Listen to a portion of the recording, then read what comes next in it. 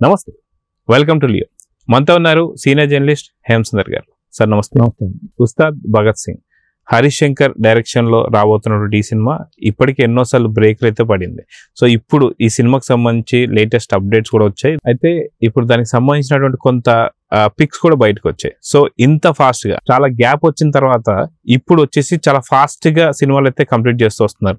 మొన్న హరిహర వీరమల్లు కంప్లీట్ చేశారు, ఓజీ లో లైన్ లోపల ఉంది, ఇప్పుడు వచ్చేసి ఒకేసారి ఉస్తాద్ భగత్ సింగ్. సో వాస్తవానికి అయితే హరీష్ శంకర్ ఇక తప్పుపోయాడు అని చెప్పి అనుకునే టైంలో మళ్ళీ ఉస్తాద్ భగత్ సింగ్ వస్తుంది అనే దాన్ని పవన్ కళ్యాణ్ ఫ్యాన్స్ ఎలా తీసుకుంటారంటే ఏం చెప్తారు? ఈ మధ్యనే పెద్ద హీరోలు ఏడాదికి 2 సినిమాలు చేయాలి అనే మాట వచ్చింది. అటు ఎగ్జిబిటర్స్ కానీ డిస్ట్రిబ్యూటర్స్ కానీ నిర్మాతలు కూడా అదే కోరుకుంటున్నారు. దాన్ని నిజం చేస్తూ పవర్ స్టార్కి 2 సినిమాలు రిలీజ్ కాబోతుంది ఈ సంవత్సరం. అది హరిహర వీరమల్లు ఒకటైతే ఓజీ సినిమా ఇంకొకటి. హరిహర వీరమల్లు ఖచ్చితంగా ఆ జూలైలో రిలీజ్ ఉంటుంది. మరి ఓజీ సినిమా సెప్టెంబర్ 20 అయితే అంటున్నారు. మరి అఖండ 2 వాయిదా పడుతుందా లేకపోతే ఓజీ తర్వాత వాయిదా పడుతుంది తెలియదు, కానీ మొత్తానికి అయితే ఈ 2025లో పవర్ స్టార్కి సంబంధించి 2 సినిమాలు రిలీజ్ కాబోతున్నాయండి. అంతవరకు గ్యారంటీ. ఆ సినిమా షూటింగ్ కూడా కంప్లీట్ అయిపోయింది. కంప్లీట్ అవ్వగానే 10వ తారీఖుని అల్యూమినియం ఫ్యాక్టరీలో ఈ ఉస్తాద్ భగత్ సింగ్ సంబంధించిన షూటింగ్ కార్యక్రమాలు ప్రారంభమైనట్టుగా మనకి సమాచారం అయితే ఉంది. అయితే ఒక పక్క డిప్యూటీ సీఎంగా, మరో పక్క సూపర్ స్టార్ హీరోగా ఎలా చూడాలంటారు పవన్ కళ్యాణ్ గారు? ఆయన పూర్తిగా తనకు అనుకున్న సినిమాలు కంప్లీట్ చేద్దామని సంకల్పం పెట్టుకున్నట్టుగా మనం భావించాలి. అందులో భాగంగా ఆయన వచ్చేసారు, ఆల్రెడీ సెట్లోకి అడుగు పెట్టారు. రేపటి నుంచి రేపు ఎల్లుండిలో ఆయన షూటింగ్లో కూడా పాల్గొంటారనే సమాచారం అవుతుంది. ఈ షెడ్యూల్ దాదాపు 1 నెల రోజుల పాటు కంటిన్యూగా జరుగుతుందట. నిన్న పవర్ స్టార్ లేకుండానే కొన్ని సన్నివేశాలు చిత్రీకరించారనేది మనకు తెలిసింది. ఇక రేపటి నుంచి పవర్ స్టార్ ఆ సెట్లో ఉంటారు, కంటిన్యూగా 1 నెల రోజుల పాటు చాలా ఫాస్ట్గా కంప్లీట్ చేద్దాం సినిమాని అని దీంట్లో ఉన్నారు. కాకపోతే రిలీజ్కి వచ్చేసరికి నెక్స్ట్ ఇయర్ సమ్మర్లో రిలీజ్ అవ్వడానికి అవకాశాలు అయితే ఉన్నాయి. అయితే ఇది కాకుండా చూసుకుంటే పవన్ కళ్యాణ్ గారు గతంలో కూడా చాలా సినిమాలకి చాలా షార్ట్ టైంలోనే తన షూటింగ్ కంప్లీట్ చేసుకున్నారు. బ్రో సినిమా కూడా ఓన్లీ 21 డేస్లో తన షూట్ కంప్లీట్ చేసుకున్నారన్నారు. అది సినిమా మొత్తం కూడా ఫుల్ లెంత్ సినిమాలు మనం చూస్తూ వస్తున్నాం. సో ఇలాగా చాలా ఫాస్ట్గానే కంప్లీట్ చేసేటువంటి ఒక ప్రయత్నాలలో ఉన్నారని చెప్పి అనుకోవాలి పవన్ కళ్యాణ్ గారు. 100%. ఇంకొకటి ఏంటంటే హరీష్ శంకర్ డైరెక్షన్లో ఆయనకి గబ్బర్ సింగ్ లాంటి హిట్ వచ్చింది. ఒక విధంగా ఫ్లాప్లు వస్తున్నాను అనుకున్న టైంలో గబ్బర్ సింగ్ లాంటి మంచి హిట్తో మళ్ళీ జనం దృష్టిని ఆకర్షించిన వ్యక్తి పవర్ స్టార్. అది కొంత హరీష్ శంకర్ మాటల గారడీ కానీ ఏదైనా కానీ మొత్తానికి గబ్బర్ సింగ్ అనేది ఒక మంచి ఆ సినిమాని ఆయనకి ఇచ్చింది. ఆ తర్వాత మళ్ళీ హరీష్ శంకర్ సినిమా ఒప్పుకోవటం డిలే అయిన ఉస్తాద్ భగత్ సింగ్, అంతకుముందు వేరే పేరు అనుకున్నా కానీ మళ్ళీ ఉస్తాద్ భగత్ సింగ్ మార్చి ఇప్పటికే చెప్పాలంటే హరీష్ శంకర్ గారు చాలా వెయిట్ చేశారు, ఈ సినిమా కోసం చాలా వెయిట్ చేశారు.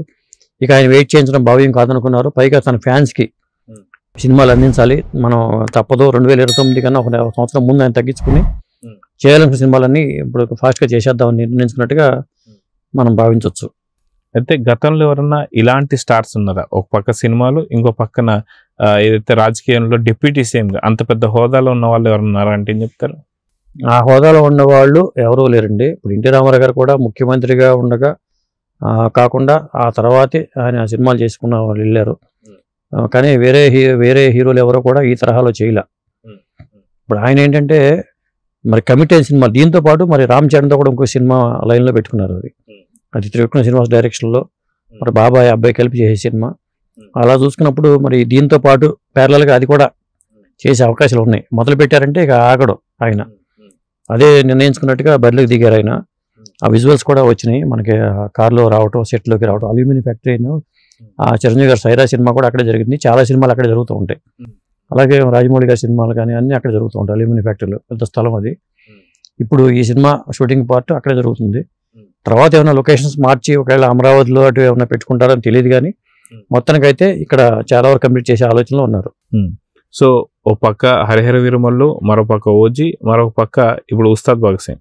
ఈ 3 పాత ప్రాజెక్ట్స్ అయినా ఇప్పుడు కంప్లీట్ అయిపోయే దశలో ఉంది కాబట్టి ఇప్పుడు ఎలా ఉందంటారు? ప్రజల్లో అంచనాలు ఎలా ఉన్నాయంటారు?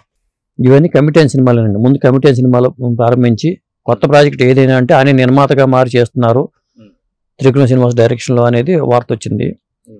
అది కాకపోయినా ఇంకొక సినిమా ఆయన కమిట్ అవుతున్నట్టుగా సమాచారం ఉంది. ఇవన్నీ కూడా అప్డేట్స్ అన్ని త్వరలో రాబోతున్నట్టుగా మనకు తెలుస్తుంది.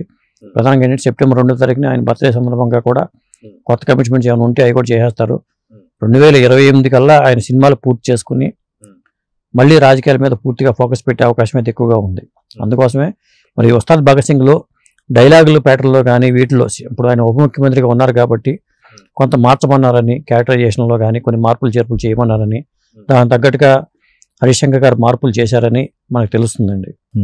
అయితే 10 సంవత్సరాల తర్వాత కూడా సూపర్ డూపర్ హిట్ ఇచ్చినటువంటి హరిశంకర్ ఒక పక్క, అది చూసాం గబ్బర్ సింగ్. సో ఇలాంటి హిట్ కోసం పరితపిస్తున్నారు పవన్ కళ్యాణ్ ఫ్యాన్స్ అందరూ కూడా.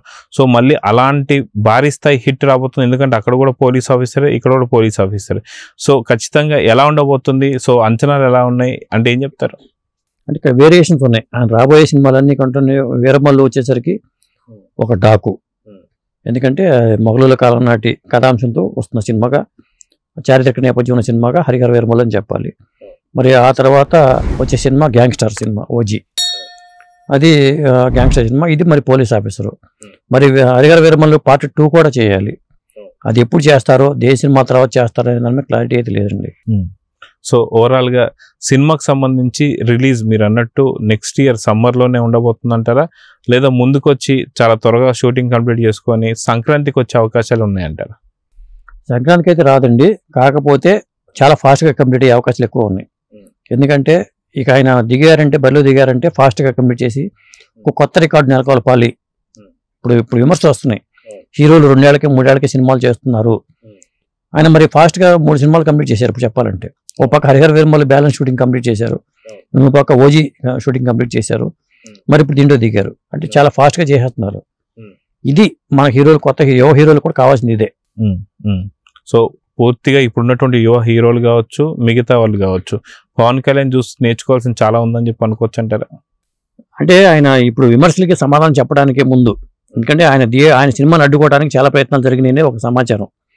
ఇప్పుడు బన్నీవాసు గారు కూడా పవర్ స్టార్ని సమర్థిస్తూ కామెంట్లు చేశారు. ఆ నిర్మాత ఎవరో నాకు తెలుసు అనే మాట కూడా ఆయన వాడారు. ఎందుకంటే హరిహర వీరమల్లుని ఆపడానికి ట్రై చేస్తున్నారు 2 నిర్మాతలు, 2 దర్శకులు అనే మాట వచ్చింది. ఇక్కడ బన్నీవాసు గారు కూడా పవర్ స్టార్ ఇందులో నిజం ఉందన్నట్టుగా మాటలు బయటకు వచ్చినాయి. కాబట్టి అందుకని ఆయన సీరియస్గా తీసుకున్నారు. ఈ విషయాన్ని సీరియస్గా తీసుకోవటం, ఈ ఇష్యూ థియేటర్ల దగ్గర జరిగిన దీని మీద ఫోకస్ పెట్టడం ఇంత జరిగింది. కొంతమంది బయటకు వచ్చి దీని మీద కామెంట్ చేయడం జరిగింది. ఖచ్చితంగా ఆయన ఆ సీరియస్నెస్ సినిమాల మీద కూడా పెట్టాలనే ఉద్దేశంతోనే సినిమాలు చేస్తున్నారని అనుకోవాలి. సో చూద్దాం సార్, మొత్తానికి ఎప్పుడు రిలీజ్ కాబోతుంది ఏందనే అప్డేట్స్ కూడా మనకి ఇంకా రావాల్సింది. సో చూద్దాం, ఎందుకంటే ఈ సంవత్సరం దాదాపు 2 సినిమాలు కూడా ఉన్నాయి కాబట్టి, సో ఆ 2 సినిమాలు ఎలా ఉండబోతున్నాయి, ఉస్తాద్ భగత్ సింగ్ ఎలా ఉంటుందో చూద్దాం. మరి నమస్తే.